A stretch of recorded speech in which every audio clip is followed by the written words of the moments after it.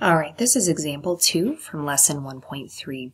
Researchers have surveyed college freshmen every year since 1969. The graph that we see here shows that attitudes about some life goals have changed dramatically over the years. In particular, the freshman class of 2009 was more interested in making money than the freshmen of 1969 had been. In 1969, 42% of first-year college students considered being well off financially, essential, or very important.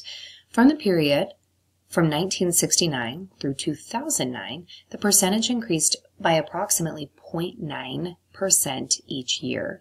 If this trend continues, by which year will all college freshmen consider being well off financially, essential, or important? Let's start by defining our variable. Let's let x represent the number of years after 1969. So if we think about where we started, in 1969, it was 42% of them that thought that that was important. So let's start with 42.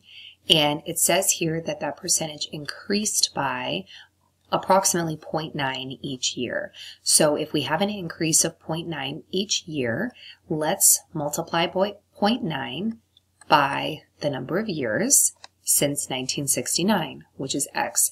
And we want to know when that amount is going to equal 100, meaning 100% of all college freshmen considering that aspect of life to be essential or very important. So sometimes in these problems, the hardest part is just getting the equation set up. Once we do, it just turns into a regular equation that we would solve like we normally would. So let's go ahead and subtract 42 from both sides. And we'll divide both sides by 0.9.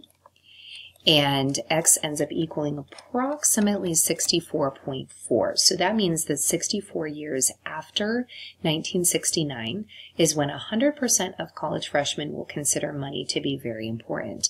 So let's do 1969 plus 64. That's going to get us to the year 2033.